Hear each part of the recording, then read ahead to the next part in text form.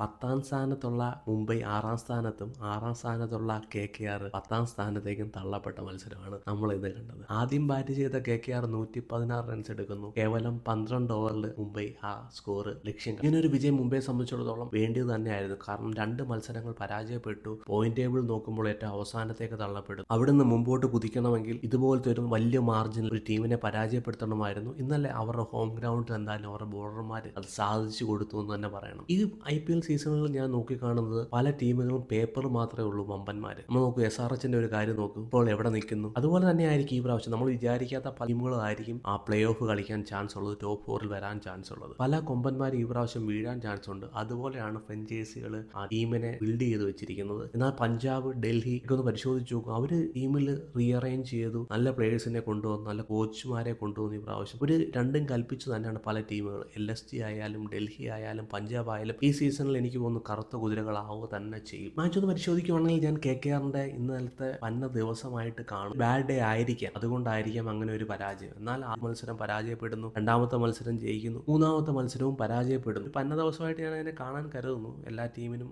അങ്ങനെ ഒരു ദിവസം വരാം. ആ ഒരു ദിവസം ഫൈനലോ ഒന്നും ആകാതെ ഇന്നലെ മാത്രമായി തീരട്ടെ എന്നാണ് ഞാൻ പ്രതീക്ഷിക്കുന്നത്. ഈ തകർച്ചയ്ക്ക് മെയിൻ കാരണം 9 വരെ ബാറ്റ്സ്മാൻമാരുണ്ട് എന്നുള്ളതാണ്. രംദീപ് സിംഗ് ആണ് 9ാം നമ്പറിൽ വരുന്നത്, അക്ഷരാണ് നമ്പർ 10ൽ വരുന്നത്. അതുകൊണ്ട് എനിക്കൊന്ന് ഇവർ ഇമ്പാക്ട് പ്ലെയർ ഉണ്ട്, നീ അല്ലെങ്കിൽ ഞാൻ അല്ലെങ്കിൽ നീ എന്നൊരു പ്രവണതയാണ് ഇവരുടെ ടീമിന്റെ തകർച്ചയിലേക്ക് കൊണ്ടുപോകാൻ കാരണം. മുംബൈക്ക് കാര്യങ്ങൾ വളരെ സിമ്പിൾ ആയി. രണ്ടാമത്തെ ഓവറിൽ ഡീകോക്കിനെയും പറഞ്ഞു വിടുന്നു. അതോടെ അവരുടെ ഒരു തകർച്ചയ്ക്ക് ആരംഭമായെന്ന് തന്നെ പറയേണ്ടിയിരിക്കുന്നു. ഈ സീസണിൽ പരിശോധിക്കേണ്ടത് വെങ്കടേഷ് അയ്യർ. എന്തായാലും എനിക്ക് തോന്നുന്നു വെങ്കടേഷ് അയ്യറിനെ പിടിച്ച് ക്യാപ്റ്റൻ ആക്കാത്തത് എന്തായാലും KKR നന്നായി.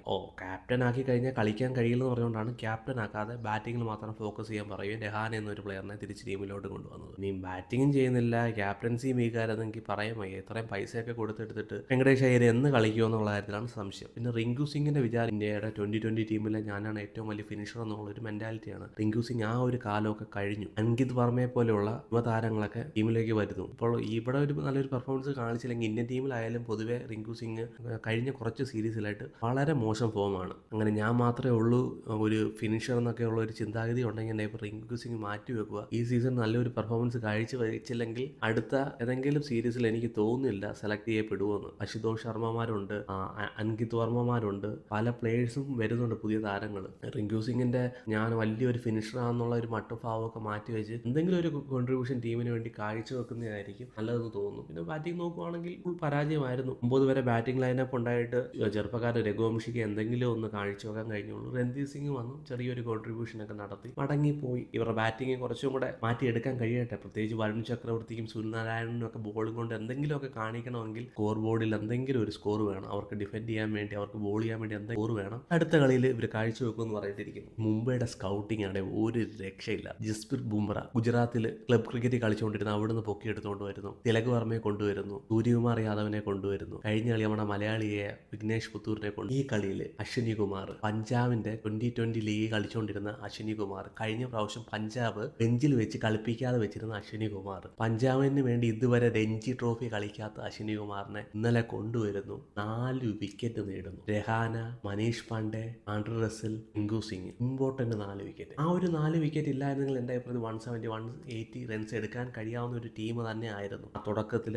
തകർച്ച ഉണ്ടായിരുന്നെങ്കിൽ. എന്നാൽ അശ്വിനി കുമാറിന് എനിക്ക് ഏറ്റവും ഇഷ്ടപ്പെട്ട ബോൾ എന്ന് പറഞ്ഞാൽ മനീഷ് പാണ്ഡേക്ക് എതിരെ എറിഞ്ഞ ബോൾ, ഒരു ഫുൾ ലെങ്ത് ഡെലിവറി, സിംഗ് ചെയ്ത് കുറ്റി തെറിപ്പിക്കും. അതേപോലെ തന്നെ ആൻഡ്രു റസലിന്റെ ബോളും ഫുൾ ലെങ്ത് ഡെലിവറി എറിയുന്നു, സിംഗ് ചെയ്ത് കുറ്റി എടുത്തുകൊണ്ട് പോകുന്നു. 3 ഓവറാണ് കൊടുത്തത്, 4 വിക്കറ്റ് നേടി ചേർക്കാൻ. ഒരു ഓവറും കൂടെ കൊടുത്തിരുന്നെങ്കിൽ 5 വിക്കറ്റ് നേട്ടം കൈവശമാക്കാറ്. 2020 5 വിക്കറ്റ് നേട്ടം എന്ന് പറഞ്ഞാൽ അപൂർവമായിട്ട് കിട്ടുന്ന ഒരു അവസരം. എന്നാലും ഇന്നലെ ചെറുക്കന് കൊടുത്തിരുന്നെങ്കിൽ ആ ചെറുക്കന് 5 വിക്കറ്റ് ഇന്നലെ എന്തായാലും നേടാൻ കഴിഞ്ഞേനെ. 5 വിക്കറ്റ് കണ്ടില്ലേ, മിച്ചൽ സ്റ്റാർക്ക് വന്ന് 5 വിക്കറ്റ് നേടുന്നു. അതൊക്കെ എന്ന് പറഞ്ഞാൽ എപ്പോഴും ഓർമ്മയിൽ നിൽക്കാവുന്ന ഒരു നേട്ടം തന്നെയാണ്. ആദ്യത്തെ മത്സരത്തിൽ തന്നെ ഡെബ്യൂട്ടൻ്റ് ആയിട്ട് വന്നു, നല്ലൊരു പെർഫോമൻസ് കാഴ്ചവെക്കാൻ എന്തായാലും അശ്വിനി കുമാറിന് കഴിഞ്ഞു. നല്ലൊരു ടാലന്റിനെ കണ്ടെത്താൻ, എന്തായാലും ഇങ്ങനെ നല്ല നല്ല ടാലന്റ്സിനെ കണ്ടെത്താൻ മുംബൈ ശ്രമിക്കുന്നുണ്ടല്ലോ. ഇന്ത്യക്ക് വേണ്ടി തന്നെ എത്രയോ പ്ലേയേഴ്സിനെ, സൂര്യകുമാർ യാദവും തിലക് വർമ്മയും കൂട്ടുള്ള പ്ലേയേഴ്സിനെയൊക്കെ സംഭാവന ചെയ്ത ടീം തന്നെയാണ് മുംബൈ. എന്നെ സംബന്ധിച്ചിടത്തോളം അവരൊരു പഴയ ടീമാണ്, പക്ഷേ അവർ കൂടുതൽ ഫോക്കസ് ചെയ്യുന്ന റിട്ടയർ ആയിട്ടുള്ള പ്ലേയേഴ്സ് ടീമിനൊപ്പം ചേർക്കുക, അല്ലെങ്കിൽ ഇപ്പോൾ സമീപകാലത്ത് ഫേമസ് അല്ലാത്ത പ്ലേയേഴ്സിനെ കൊണ്ടുവരിക, അവരെ നല്ല രീതിയിൽ ട്രീറ്റ് ചെയ്യുക. അങ്ങനെ ഒരു കാര്യമാണ് ചെന്നൈ കാണിക്കുന്നത്. എന്നാൽ